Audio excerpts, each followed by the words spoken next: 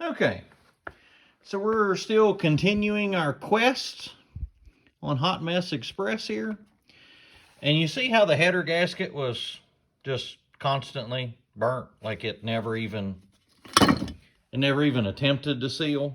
You can tell where the header mashed, but it wasn't gonna. There's something to be said. Let me line them up here, get them right. There's something to be said for buying the right header gasket. Yes, it is a smaller hole, smaller opening, but these are small port heads.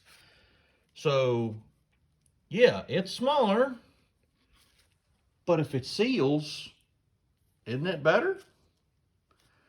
So, yeah, don't always buy the largest header gasket you can get.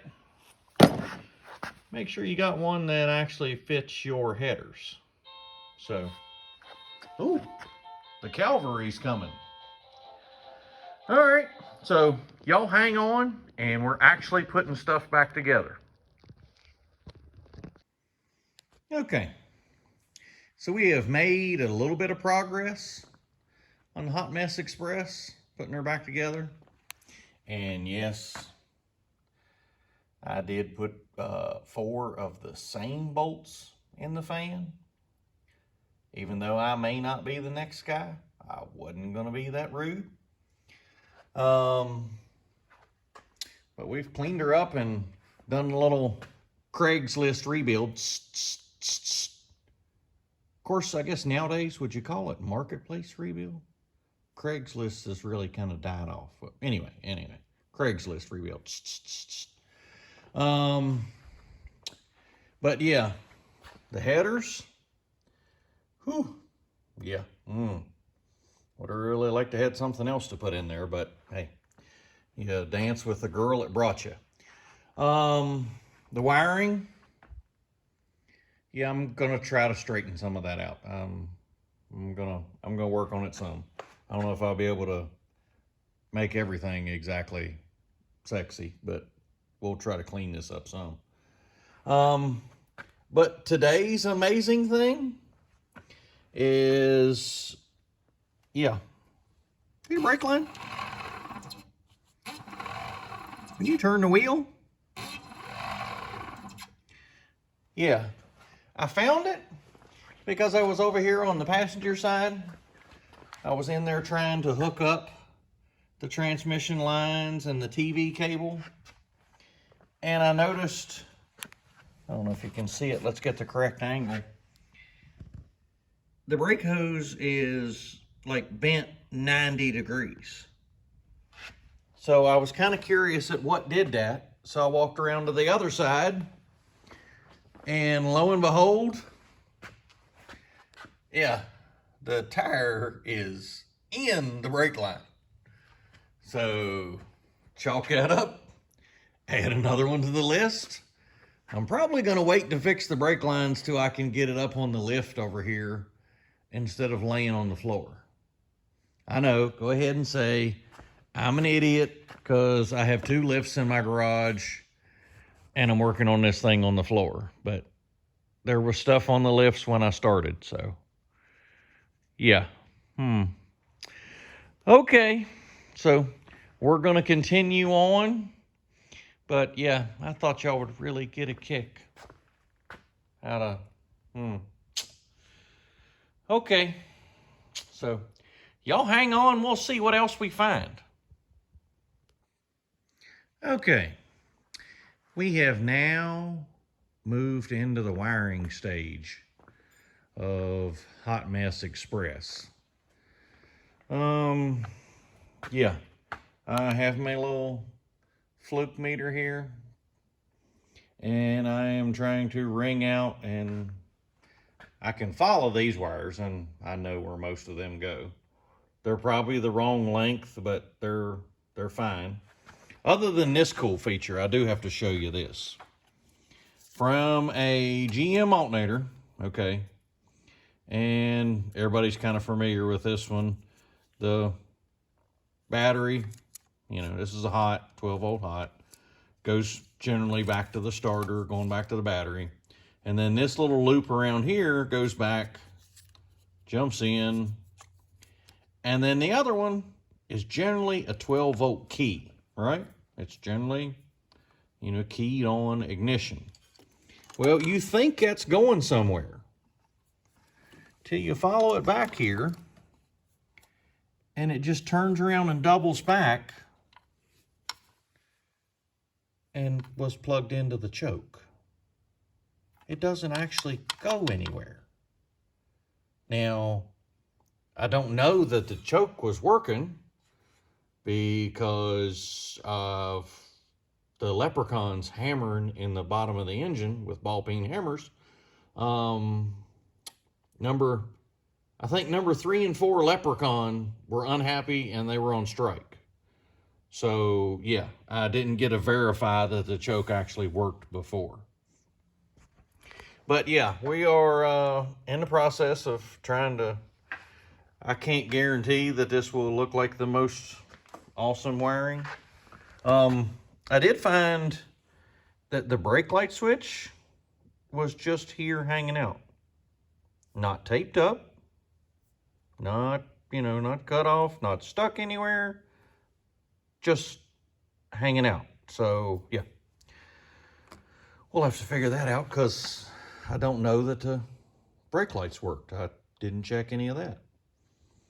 I will show you while I'm out here the 700R. I did get a bracket and the little linkage corrector to go on the Holley carb. And that's to get the correct movement for the TV cable on a 700R, because if you mess that up, you burn up a 700R, you know, as fast as you possibly can. So, yeah, we're going to at least start out with the correct brackets. I hope whoever rebuilt that transmission did a good job. Don't know anything about it, so we're going to do all we can to make sure it lives. And this wire, I haven't traced it inside yet, but it was nice and coiled up, doesn't go anywhere. So let's hope it wasn't anything important. But let's show you inside. Okay. Yeah. This is the good stuff here. That one right there is 12-volt hot. And it's not connected to anything. It's just there. Not to mention, you know, it looks like a rat's nest under here. I've seen that before. But that's just 12-volt hot, just there. Not even doing anything. So, and I'm not sure where I recognize this fuse box from. It may be a GM one or somebody's aftermarket. I don't actually recognize it anywhere. But we're going to take out these little gauges here. I'm guessing they were working, or the temperature was unhooked, so maybe it's bad. I don't know. We'll find out. But we are replacing them. I got these from Speedway, and no, they didn't sponsor me, but it would be cool if they did. Speedway, if you're listening, it would be cool if you did. They actually fit in the hole here, you know. But the thing on the back of the gauges that got me, they look nice, they look good, is this one. The lights are integrated into it. And let's see if I can show. Yeah. 12 volts, ground, and then dash lights. And you've got the oil, fuel gauge, water temperature, okay? Well, you come over here. See if I can get it where you can see on that. That's the signal pulse from the, I got an SN16 down on the transmission. I'll show that. Converting the signal. It's 16,000 pulses per mile, I think is what it said it was. And it's got signal, 12 volts, ground, lamp, and then an out. But you see the dash lights are actually 2 pigtails. So it's going to be interesting when I plug this one up if it lights up just like this gauge does. I don't know. We're going to find that out. But I'm happier than those gauges there. I mean, that's cool. They're old school, but the other one didn't work. So, yeah. And those were suspect. So, yeah. But yeah, for this mess, I don't know what I'm going to be able to do. I'm probably just going to have to go through, find all the hot wires, either make them go somewhere, tape them off, do something. But I don't know if I'm going to be able to straighten all that up. That's a train wreck. I did check this gauge that was duct taped to the shifter, and it's a John Deere gauge. This John Deere gauge probably costs more than the whole Suburban was worth, you know, if this is an actual John Deere temp gauge. But I did put a heat gun on it, and I took a little heat gun to the end there, and it actually worked. So I don't know why it was duct taped to the shifter, but hey, we're going with it. And this was the throttle linkage. I don't know if I can get it all in one shot. Yeah, that is the throttle linkage to the carburetor. That does not work with the 700R TV cable being there. Let's face it, I don't really know how well this worked to begin with. It worked good enough for me to drive it around in the garage with number 3 and 4 rod hammering. But yeah, so probably we're going to try to do a little better than that. But yeah, so we're going to try to clean up the wiring just a little bit, try to do a little better. I don't know how much I can actually fix, but I can probably make it where it won't burn down at least the first 10 minutes the key's on. So, yeah. And I have to figure out which battery cable is which one, because they both have them run down the frame, and no, they're not even held on the frame anywhere. They are just shoved up through the floor. So, yeah.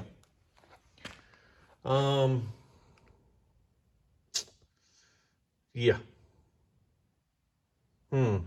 And I don't know if I've showed you this or not, but he asked me to fix this, and I think I'm going to wait till I get on the lift and I can take the gas tank out. But that's the gas filler, is a kitchen stopper. So, yeah, that's on the list. But yeah, I don't know if any of the taillights were working. We're going to figure that out. Especially since the brake light was just hanging out there under the hood. I don't know. But like I say, we're going to get these gauges in. They look good. I mean, I like how they look. I think they'll be fine once they get in, but you'll say a prayer for me.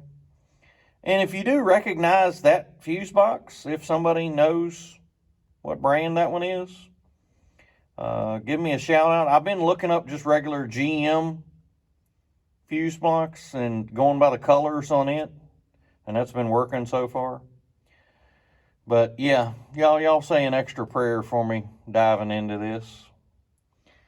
And how we end all our episodes Thank you, Lord. Thank you for today.